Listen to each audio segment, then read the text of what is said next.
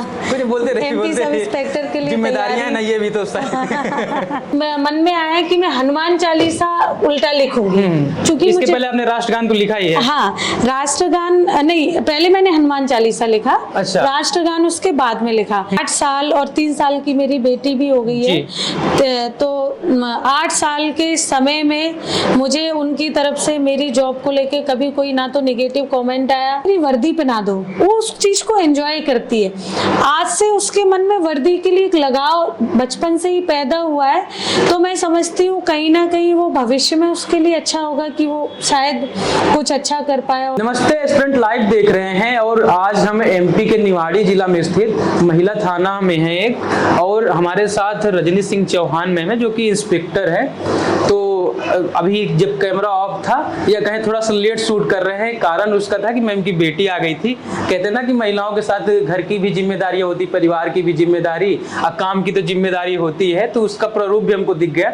इस मुद्दे पे बात करेंगे, लेकिन उसके पहले मैम से जानते हैं थोड़ा उनका बैकग्राउंड, कहाँ की रहने वाली हैं, कैसे एसआई, पहले एसआई बनी फिर इंस्पेक्टर बनी। मैम कहाँ से रहने वाली हैं आप? मैं भिंड जिले की रहने वाली। भिंड जिले की जी। मैम, ये आप पहले एसआई बनी फिर इंस्पेक्टर, मतलब पुलिस में आए, तो शुरू से ही यही एम था कि पुलिस बनना है या कुछ और? नहीं, एक्चुअली क्या है कि मेरे पिताजी भी मध्य प्रदेश पुलिस में प्रधान आरक्षक के पद पर हैं वर्तमान में, और मेरे परिवार में बहुत सारे लोग थे जो पुलिस में ही थे।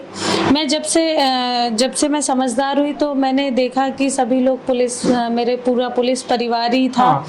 तो एक वर्दी के लिए एक लगाव होता है, वो अपने आप मन में आया कि मैं भी कुछ ऐसा कर सकती हूँ। और जहाँ की मैं रहने वाली हूँ वहाँ का लिए लोगों की ये सोच है कि यहाँ पर लड़कियों को पढ़ाया नहीं जाता है, लड़कियों की जल्दी शादी कर दी जाती है, लड़कियों को घर से बाहर नहीं निकलने दिया जाता। उसका प्रारूप भी अभी हम लोगों ने देख लिया जब ग्राउंड पे गए थे। जी जी जी मैम। तो ये सारी चीजें भिंड जिले और भिंड मुरैना जो चंबल संभाग है उसके लिए लोगों के मन में बहुत ज्यादा है कि वहाँ पर महिलाओं के लिए बहुत रिस्ट्रिक्टेड माहौल है। तो जब मैं पढ़ाई करती थी, कोचिंग जाती थी, तो मैं उस माहौल से रूबरू होती थी, तो मुझे लगता था कि मैं कुछ ऐसा करूं कि मैं खुद के लिए भी कर पाऊं, साथ में मैं इतनी सक्षम हो जाऊं कि मैं लोगों के जो महिलाएं हैं, बच्चियां हैं, मैं उनके लिए भी कुछ कर पाऊं, मदद कर सकूं। जी। तो उसके लिए मेरे पिताजी ने, मेरी मम्मी ने और मेरे परिवार के सदस्यों ने मुझे सपोर्ट किया, मुझे ग्वालियर पढ़ने के लिए भेजा, तैयारी के लिए भेजा। मैंने सब इंस्पेक्टर का एग्जाम दिया और फर्स्ट अटेम्प्ट में ही मैं क्वालिफाई हो गई और सेलेक्ट हो गई। लगभग 11 साल हो गए जो आपको? हाँ, मुझे 11 साल हो चुके हैं कंप्लीट, ये 12वां साल चल रहा है। आप बता रहे हैं कि पिताजी भी हेड कांस्टेबल है, परिवार में कई लोग, लग रहा है पूरा थाना या चौकी बन जाएगा पूरा पुलिस का। नहीं, थाना चौकी तो नहीं बनेगा, बट हाँ 5-6 लोग मेरे परिवार में पुलिस परिवार में। इंस्पेक्टर भी है, एसआई भी है और कांस्टेबल पूरा पद है। तो ये सवाल था कि जैसे आप बता रहे परिवार में कई लोग हैं, तो कहीं ना कहीं परिवेश का भी प्रभाव पड़ता है क्या देख कर? देखिए, ये बच्चों के ऊपर होता है कि हम अपने परिवारजनों से क्या चीज सीख रहे हैं और क्या चीज नहीं सीख रहे हैं। कोई भी माता पिता या परिवारजन जो हमसे बड़े हैं वो ये नहीं चाहते कि हमारा बच्चा कुछ गलत सीखे, ठीक है। माता पिता हमेशा कुछ अच्छा ही देना चाहते हैं, पर कई बार हम उन चीजों को ले पाते हैं और कई बार उन चीजों को उस तरफ ध्यान ही नहीं देते हम, और नई नई चीजों में अपना दिमाग लगाए रहते हैं। हालांकि परिवेश का प्रभाव पड़ता है। जैसे जब मेरा सब इंस्पेक्टर में चयन हुआ तो जो मेरा दामाद है, लाइक मेरी छोटी सिस्टर है, उसका हस्बैंड है, वो भी अभी वर्तमान में मध्य प्रदेश पुलिस में आरक्षक के पद पर पदस्थ है। तो उसको भी लगा कि मैं भी दीदी की तरह सेलेक्ट होके सब इंस्पेक्टर बनूंगा तो अच्छा रहेगा, हमारी लाइफ सेट हो जाएगी, हम समाज के लिए कुछ कर पाएंगे, जीवन में कुछ नई चीजें हमको देखने के लिए मिलेंगी। मेरा छोटा भाई है जो अभी वर्तमान में ग्वालियर में रहता है, वो भी तैयारी कर रहा है। उसको इंजीनियरिंग करने के बाद अब वो सब इंस्पेक्टर की तैयारी कर रहा है। उसको जब मेरी चीजें देखता देखता है, मेरे साथ रहता है, चीजों को ऑब्जर्व करता है, तो बोलता है कि अब मैं भी सब इंस्पेक्टर बनूंगा। अगर हो सकता है आपने मेरी बेटी के कुछ वीडियोस मेरे साथ वर्दी में देखे होंगे। जी मैम, जी मैम, देखे होंगे ना। देखे हैं। तो मेरी बेटी को जैसे वो वैसा नहीं है कि मैं उसको जबरदस्ती वर्दी पहना देती हूँ और वो परेशान होए जा रही है और मैं उसको लेके जा रही हूँ। वो अपनी इच्छा, वो खुद बोलती है। इवन तो कई बार वो स्कूल जाती है तो तब भी वो बोलती है कि मम्मा आज मुझे ना मेरी वर्दी पहना दो। वो उस चीज को एंजॉय करती है। आज से उसके मन में वर्दी के लिए एक लगाव बचपन से ही पैदा हुआ है। तो मैं समझती हूँ कहीं ना कहीं वो भविष्य में उसके लिए अच्छा होगा कि वो शायद कुछ अच्छा कर पाए। और जैसी मैं उसको वर्दी पहनाती हूँ आईपीएस की, ईश्वर करे वो आईपीएस बन जाए, आपसे और ऊंचा पद हो। जी। मतलब कहीं ना कहीं परिवेश की जो बात हम शुरू में किए थे, तो उसका प्रभाव कहीं ना कहीं पड़ गया कि वो स्टार्टिंग से ही वर्दी देख रही है।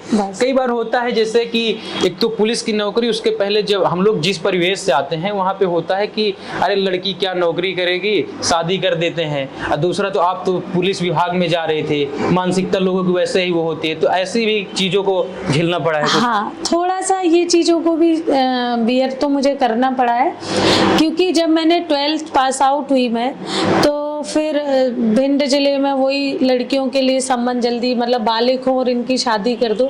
तो मेरे पिताजी को भी मेरे परिवार, बाबा दादी और अन्य लोग बोलने लगे थे कि अपन एक काम करते हैं, अब इसकी शादी कर देते हैं। मतलब लड़का देखते हैं, 2-4 साल में लड़का मिल जाएगा तो तब तक ये बालिग हो जाएगी, ग्रेजुएशन हो जाएगा तो हम शादी कर देंगे। तो चूंकि जब मैंने 12th में का रिजल्ट आया था तो I was MP topper in 12th। मतलब मेरा मध्य प्रदेश की जो टॉप 10 लिस्ट होती है उसमें मैं 8th रैंकर थी। ठीक है, तो मेरी मम्मी ने बोला कि नहीं, मेरी बेटी की मैं तो अभी शादी नहीं करूंगी, क्योंकि मेरी बेटी ऐसा तो है नहीं कि वो पढ़ने में गधी हो या फिर मतलब उसका अन्य चीजें कहीं गलत रास्ते पर जा रही हो या कोई और बात हो। जब मेरी बेटी पढ़ने में अच्छी है, अग्रसर है पढ़ने के प्रति, तो हम उसको और आगे पढ़ाएंगे। और मेरी मम्मी ने मेरे पिताजी को भी बोला कि नहीं, हम अभी शादी नहीं कर सकते चाहे कुछ भी हो जाए। कि हर किसी के बच्चे आते हैं क्या 12th में, मतलब 12th में अगर वो टॉप 10 के जो 10 बच्चे छांटे जा रहे हैं उसमें उसका 8वां नंबर है, अपने स्ट्रीम में उसका पहला नंबर है, और आप बोल रहे हैं हम उसकी शादी कर देते, लोग क्या बोलेंगे आपके लिए। तो फिर उन्होंने जवाबदारी ली, बोले नहीं, ये पढ़ेगी और ये कुछ करके दिखाएगी। तो फिर मैंने ग्रेजुएशन किया पहले वहीं भिंड में, लाहौर तहसील है, मेहोना तहसील है, वहाँ पर एक कॉलेज है गवर्नमेंट, वहाँ से। और फिर मैंने 2-3-4 महीने ग्वालियर में तैयारी की और मैं फर्स्ट अटेम्प्ट में ही सेलेक्ट हो गई थी। जब शादी की बात है आपके कानों में पहुंची होंगी तो आप क्या, मतलब आपका क्या रिएक्शन था? घर वालों से बात करने की हिम्मत पड़ी कि मना कर दूं, मुझे पढ़ाई करने आगे कुछ बनना है? नहीं, एक्चुअली जो हम लोग जिस परिवेश में पले बड़े हैं उस परिवेश में हम इतनी खुल के कभी पहले, अब तो मैं अपनी बात रख भी पाती हूँ, पहले तो हिम्मत ही नहीं होती थी कि हम पापा से रख पाते और लोगों को सक्षम बना रहे हैं वो भी अपनी बात खुल के रख सके, खासकर महिलाएं। हाँ, मतलब पापा से इतनी बात मैं तो अभी भी नहीं कर पाती हूँ, काम की बात करती हूँ, क्योंकि वो अब मेरी हैबिट में शुमार हो गया है शुरू से ही। तो इतना तो नहीं, पर मम्मी से मैंने बोला मम्मी आप कैसे कर रहे हैं, पापा शादी करेंगे तो फिर क्या ही मतलब रहा, मैंने इतनी पढ़ाई करी, इतनी मेहनत करी। तो फिर मम्मी ने बात रखी, फिर सबने उस चीज़ को समझा, घर वालों ने भी समझा, बाबा दादी ने भी समझा, तो बोले ठीक है इसको पढ़ने दो, कोई दिक्कत नहीं। हम लोग बातचीत के दौरान 2 बार शादी की बात है कि पढ़ाई लिखाई में शादी कर देते हैं, और आज हम जब सुबह से मतलब इसमें खासकर ये बताया गया कि परिवार वाले सोचते शादी कर दे लेकिन लड़कियां चाहती पढ़े। हाँ। आज हम लोग जब आपके साथ राउंड पे थे तो एक जगह गए थे जहाँ पे ऐसा ही कुछ मामला था। हाँ। अगर उसके बारे में कुछ दर्शकों को बताना चाहिए, क्योंकि वहाँ पे मुझे लग रहा है परिवार वाले गलत नहीं थे। नहीं, एक्चुअली क्या था, वो जो मैटर था उसमें उस बच्ची की वो लोग शादी कराना चाह रहे थे, वो बच्ची भी नाबालिग थी, 16 ईयर ओल्ड थी वो। तो मुझे उसके बारे में कहीं से सूचना प्राप्त हुई थी कि ऐसे एक नाबालिग बच्ची की शादी हो रही है। तो उसके लिए फिर मैंने अपनी तरफ से अपना स्टेप लिया, परिवार वालों से संपर्क किया, जहां लड़की की शादी होने वाली थी उन लोगों से संपर्क किया। दोनों पक्षों को मेरे द्वारा थाने बुलाया गया, दोनों को समझाइश दी गई, और उनको अगर वो शादी करते तो जो भी कानूनी प्रक्रिया होती जिनका उनको सामना करना पड़ता, उसके बारे में भी उनको बताया गया। तो उनको समझ में आया कि हम गलत कर रहे थे। फिर दोनों के द्वारा आश्वासन दिया गया, साथ ही हमको शपथ पत्र भी बना के दिया कि हम बच्ची की शादी जब तक कि वो 18 की नहीं होगी हम नहीं करेंगे। ऐसे मैंने एक बच्ची का जीवन मतलब बहुत डिस्टर्ब होने से बचा लिया। अब हम लोगों ने उसका देखा कितनी कम उम्र थी। मैम जैसे कि आप लोगों का पहला प्रयास होता होगा और तमाम थानों में यही होता है कि काउंसलिंग करवाने का प्रयास किया जाता है। तो सुबह चर्चा हो रही थी, मुझे आंकड़े तो नहीं याद है, लगभग कितने मामले उस महीने में आते हैं और उसमें काउंसलिंग के जरिए आप कितनों को सुलझा देते हैं? थाने में कोर्ट जाने की जरूरत नहीं पड़ती। देखिए जैसे मैं महीने का तो आपको डेटा नहीं बता पाऊंगी, मैं ओवरऑल डेटा आपको बता सकती हूँ। जब मैं यहाँ 15 सितंबर 2021 को पदस्थ हुई थी, तब से लेके अभी तक जो पति पत्नी के जो पारिवारिक विवाद आते हैं, अन्य भी बहुत सारे ऐसे विवाद आते हैं जिनमें लोग चाहते हैं प्रथम दृष्टया कि हम मुकदमा ही हो जाए और हमको अब कुछ नहीं सुनना है। तो ऐसी चीजों को मैं काउंसलिंग के माध्यम से यहाँ पर सॉल्यूशन करती हूँ और अभी तक लगभग 1500 मामलों का मेरे द्वारा समझौता कराया गया है, जिनमें लोग सपरिवार सकुशल अब रह रहे हैं। और इसके लिए जो मध्य प्रदेश का जो होम मिनिस्ट्री है उसने भी अपने फेसबुक और ट्विटर अकाउंट से मेरे थाने को अप्रिशिएट किया था और अन्य भी कई मामलों में कई बार हमारे थाने की वीडियोस उनके द्वारा रिट्वीट भी किए गए। इवन उनके द्वारा भी अलग से न्यूज़ बना के भी अपडेट करके अप्रिशिएट ही किया गया है एक तरीके से। कहीं ना कहीं ईगो का कारण होता है क्या लोगों में? मतलब लोग घर में ही उस मैटरों को नहीं सुलझा पाते? नहीं, ईगो नहीं होता है। क्या है कि अब बहुत फास्ट फॉरवर्ड जमाना है, लोग बहुत मतलब स्पीड से चलना चाहते हैं। जो छोटी बेसिक चीजें होती हैं घर परिवार में, चाहे वो पति हो, चाहे पत्नी हो, चाहे सास हो, चाहे अन्य लोग हो, तो वो उन छोटी चीजों को छोड़ते जा रहे हैं और वही छोटी चीजें बाद में मतलब परिवार में दूरियों का कारण बनती है और वो दूरियों की वजह से फिर इतना वाद विवाद बढ़ जाता है कि वो चीजें थाने तक आ जाती हैं। तो मैं क्या करती हूँ, दोनों पक्षों को बुलाती हूँ, दोनों की समस्या अलग अलग सुनती हूँ, फिर दोनों को आमना सामना कराती हूँ, फिर दोनों से बोलती हूँ कि भाई ये चीज़ आपकी ऐसी, ये चीज़, फिर उनको समझाती हूँ कि नहीं ये आपकी गलत है। बहुत मतलब आप ये समझिए, मेरे ससुराल वालों के, मेरे पति के, मेरी सास के, मेरे पापा के, भाई के, मैंने पता नहीं कितने ही रूप लोगों को समझाने के लिए बना दिए कि मेरी सास, जैसे किसी ने बताया कि मेरे सास ऐसा परेशान करती हैं। हाँ। तो फिर मैं बोलती हाँ मेरी सास भी ना मुझे ऐसे ही परेशान करती। सोचो मैं टीआई हूँ तब मैं इतना सब झेल रही हूँ। सासू माँ देख ली वीडियो तो कोई बात नहीं, उनको सभी चीज पता है, उनको पता है कि मतलब उनको पता होती है। और उन लोगों का, मेरे ससुराल पक्ष का, मेरे हस्बैंड का, मेरे सास ससुर का भी मेरी जॉब में बहुत सारा सपोर्ट है, क्योंकि मेरी शादी को 8 साल हो चुके हैं। ठीक है, 8 साल में उन लोगों ने कभी मुझे ये प्रेशराइज नहीं किया है कि आप ऑफिस में अपना पोस्टिंग करा लो, क्योंकि मुझे फील्ड वर्क पसंद है। और मैंने जब हमारी शादी हुई थी तो मैंने एक बात कही थी कि अगर आप लोग मुझे फील्ड में काम करने देंगे तो मुझे बहुत अच्छा लगेगा, क्योंकि वो मेरा वर्किंग स्टाइल है। मेरा वर्किंग स्टाइल ऑफिस वाला नहीं है, वो तो हम लोग सोशल मीडिया के जरिए देखते हैं। तो टिल टुडे ना ही मेरे हस्बैंड ने, ना मेरी सास ने, ना मेरे ससुर जी ने कभी नहीं कहा। इवन मेरी बेटी भी होगी, जनरली क्या होता है जब कोई भी लेडी के बच्चे हो जाते हैं तो वो लोग सोचते हैं कि हम ऑफिस में शिफ्ट हो जाएं, तो या ट्रांसफर करा ले। परिवार वाले भी दबाव डालते कि बच्चे का ध्यान नहीं रख पा रहे हो, ऐसा है वैसा है। तो उन लोगों ने कभी भी मुझे नहीं बोला। और मैं 8 साल और 3 साल की मेरी बेटी भी हो गई है, तो 8 साल के समय में मुझे उनकी तरफ से मेरी जॉब को लेके कभी कोई ना तो नेगेटिव कमेंट आया, ना ही नेगेटिव व्यवहार मिला, ना ही नेगेटिव कोई चीज मिली। तो उनका बहुत ज्यादा मुझे सपोर्ट है, नहीं तो मैं फील्ड में काम कर ही नहीं पाती। बिल्कुल। अच्छा, परिवार की बात हो रही है, अभी हमने देखा, आप वीडियो में देखेंगे कि शूट से पहले बच्ची यहाँ बैठी थी, तो परिवार को, ऑफिस को, इस घर को सब कैसे मैनेज करती हैं आप? मैनेज करना पड़ता है, क्योंकि बेटी भी मेरे लिए उतनी महत्वपूर्ण है और मेरी जॉब भी मेरे लिए उतनी महत्वपूर्ण है। बिल्कुल। मुझे इस वर्दी से भी बहुत प्यार है, मेरी बेटी से भी बहुत प्यार है। तो अब चीज़ों को टाइम टू टाइम मैनेज करते हैं, और इसके लिए मैंने एक मेड भी मेरे साथ में रहती है, प्लस मेरी जो सिस्टर इन लॉ है वो भी मेरे साथ में रहती हैं, ताकि मेड कुछ गड़बड़ ना करे। उनका केवल इतना काम है कि वो ये देखे कि मेड कुछ गड़बड़ ना करे चीज़ों को लेके। और बाकी जब मैं सुबह में ड्यूटी से पहले घर की चीज़ों को देखती हूँ, बच्ची को स्कूल भेजना और भी बहुत सारी चीज़ें होती हैं, और जब मैं शाम को थाने से जाती हूँ उसके बाद भी बच्ची को, परिवार को, हस्बैंड को, इन सब चीज़ों को मैनेजमेंट करती हूँ जैसी ज़रूरत होती है उसके हिसाब से। ठीक, हम लोग जैसे आपसे जैसे जुड़ पाए थे सोशल मीडिया के जरिए, तो सोशल मीडिया में आना कैसे हुआ था आपका? सोशल मीडिया में आना, मेरे थाने पर एक स्टाफ है, उनके द्वारा मुझे मैं बोला गया कि मैं कभी, मतलब फेसबुक पर तो थी पर इंस्टा पर या अन्य जगह कहीं एक्टिव नहीं थी, तो मेरे थाने पर एक स्टाफ है रश्मि, उन्होंने बोला मैम आप इंस्टा पर वीडियो डाला करो ना। दे उन्होंने मुझे बहुत सारे पुलिस वालों के वीडियोस दिखाए, तो मैंने बोला नहीं यार मैं नहीं डालूंगी, क्या ही करना मुझे। तो फिर उसी ने मेरा एक वीडियो बनाया पहले और इंस्टा पे अकाउंट बना के उसको डाल दिया। तो लोगों को मुझसे, मतलब मेरी चीज़ों से या मेरे व्यवहार से जुड़ाव हुआ, तो फिर मैं धीमे धीमे सोशल मीडिया पर थोड़ी एक्टिव हुई।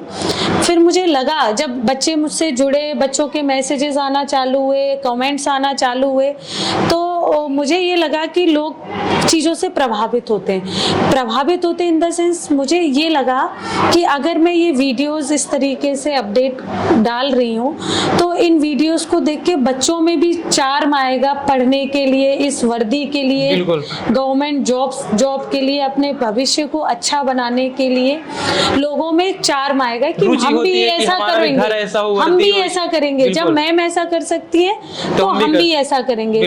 बेसिकली मैं इंस्टाग्राम पे या कहीं पर भी मेरे वीडियोस डालने का केवल एक ही उद्देश्य है कि मैं ज्यादा से ज्यादा बच्चों को जागरूक कर पाऊं कि आप भी ऐसे पढ़ो, आप भी ऐसे अपने मम्मी पापा का नाम रोशन करो, आप भी जैसी मेरी लाइफ है आप और इससे अच्छी लाइफ अपनी बना सकते हो और चीजों, अपने भविष्य को बहुत अच्छा बना सकते हो। बिल्कुल। हाँ। लास्ट में एक सवाल था कि अभी हम लोगों ने देखा कि हम जितनी हमारी टीम है सभी के नाम कुछ सेकंडों में ही उल्टा लिख दिया। हाँ। तो ये कला कहाँ से आई आपके अंदर? आप वीडियो में देख भी रहे होंगे।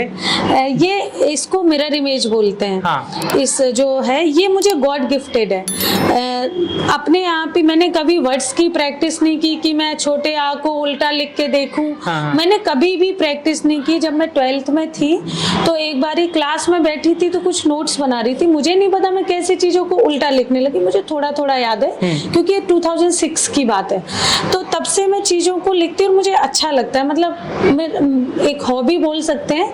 कब अब तो मुझे समय नहीं मिलता, पहले जब मुझे समय मिलता था, जब मैं पढ़ाई करती थी तो मैं सारे नोट्स ही मिरर इमेज में बना देती थी। अभी मैंने एक बार ही सोचा था कि मन में आया कि मैं हनुमान चालीसा उल्टा लिखूंगी क्योंकि इसके पहले आपने राष्ट्रगान तो लिखा ही है। हाँ, राष्ट्रगान नहीं, पहले मैंने हनुमान चालीसा लिखा। अच्छा। राष्ट्रगान उसके बाद में लिखा। तो मेरे मन में एक दिन ऐसी थाने पर ही बैठी थी तो मेरे मन में विचार आया कि मैं ना हनुमान चालीसा को मिरर इमेज में लिखूंगी। तो फिर चूंकि मैंने कंटिन्यूअसली तो टाइम नहीं दे पाया, कभी 5 मिनट 10 मिनट ऐसे 2-3 दिन में मैंने हनुमान चालीसा को मिरर इमेज में लिखा। मैं आपको दिखाती भी हूँ, ये पूरा हनुमान चालीसा है जो मैंने मिरर इमेज में लिखा हुआ है। बामुश्किल आधे घंटे में लिखा है मैंने और ये यहाँ खत्म हो गया हनुमान चालीसा। फिर कितना समय लगा था इसको लिखने में? बामुश्किल आधा घंटा। अगर मैं कंटिन्यूअसली लिखूंगी तो मुझे आधा घंटा लगेगा। कुछ लोग आधे घंटे में पूरी सीधे हनुमान चालीसा ना लिख पाएंगे। नहीं, मैंने लिख लिया था। ओके मैम, तो लास्ट में अगर हमारे स्टूडेंट्स को आप कुछ सलाह देना चाहें, क्या कहेंगे आप? मैं सभी से यही कहना चाहूंगी कि आप लोग जो भी पढ़ाई या तैयारी कर रहे हैं उसके लिए आप एकाग्रचित होकर तैयारी करिए। एक टाइम टेबल बनाइए करिए, उस टाइम टेबल में न्यूज़पेपर रीडिंग को डेली बेसिस पर शामिल करिए। सोशल मीडिया से जितनी देर आप पढ़ाई कर रहे हैं उतनी देर के लिए दूरी बनाइए। प्लस जो लड़कियां हैं उनके लिए मेरा एक स्पेशल मैसेज है जो मैं हर बार ही देती हूँ। वो मैसेज ये है कि आप अपने सोशल मीडिया अकाउंट पर, अपने मोबाइल नंबर्स पर किसी भी अननोन व्यक्ति से संपर्क में मत आइए। अपने फोटो वीडियोस अननोन लोगों को प्राइवेट फोटो वीडियो शेयर मत करिए, क्योंकि अगर आप ऐसा करेंगी तो कई बार आप बहुत सारी गलत चीज़ों का, ब्लैकमेलिंग का शिकार हो जाएंगी और उसके दुष्परिणाम आपका पूरा भविष्य खराब कर देंगे, आपके माता पिता का जो मान सम्मान है उसको खराब कर देंगे। जो लोग आप जिनसे परिचित हैं आप उनसे ही संपर्क में रहिए। कई बार बच्चे क्या छोटी गांव वाली जगह से बड़े शहर में जाते हैं तो वहाँ बहुत चकाचौंध देखने को मिलती है। कई बार क्या सबके साथ होता है, हमारे साथ भी। अब हमारे ऊपर ये डिपेंड करता है कि हम उस चकाचौंध भरे जीवन कैसे निकल पाते हो, हाँ उसमें झुक जाते हैं, या फिर हम जो करने आए थे हम वही काम कर रहे हैं। तो हमको वो काम करना है जिसके लिए हम बाहर, हमारे मम्मी पापा ने हमको भेजा है, चाहे वो लड़के हों चाहे लड़कियां हों। 2 लाइन में सभी से कहना चाहूंगी कि पंख से कुछ नहीं होता, हौसलों में उड़ान होती है। पंख से कुछ नहीं होता, हौसलों में उड़ान होती है। मंजिल उन्हीं को मिलती है जिनके सपनों में जान होती है। मंजिल उन्हीं को मिलती है जिनके सपनों में जान होती है। और लोग बोलते हैं ना कि सपने आंखें खोल के जो आप देखोगे ना वही सपने साकार होंगे। आंख बंद करके तो हम बहुत सारी चीजें देखते हैं, आंख खोल के जो आप देखोगे वो साकार होंगे। और अगर कभी कोई फेल होता है एग्जाम में तो हमें डिमोरलाइज नहीं होना है। हमें अपनी कमियों में से ये जो हमने जो भी समय था, एग्जाम टाइम ड्यूरेशन था तैयारी का, हमें उसको एनालिसिस करना है और हमको उसमें से अपनी खामियों को निकालकर उनको दोबारा से परफेक्शन के साथ दोबारा एग्जाम देना है। क्योंकि कहीं पर मैंने पढ़ा है असफलता केवल ये सिद्ध करती है कि सफलता का प्रयास पूरे मन से सफलता नहीं किया गया। जी मैम, है ना जी। तो ये है। तो मैम ने जो लास्ट में मैसेज दिया कि कई बार मतलब असफल होने के बाद लोग गलत कदम उठा लेते हैं, तो कहीं ना कहीं सीखना चाहिए। कई बार जो फेल हो जाते हैं वही कुछ बड़ा भी कर जाते हैं। हाँ, मतलब डिमोरलाइज नहीं होना, हमको आगे बढ़ने के लिए अपना फिर से सिस्टम चालू करना है कि हम फर्स्ट स्टेप से लास्ट पर जाएं। ओके मैम, तो आप लोगों को अगर ये वीडियो पसंद आया हो तो वीडियो को लाइक करें, वीडियो को शेयर करें और चैनल को सब्सक्राइब कर लें। Okay, thank you. ये IPL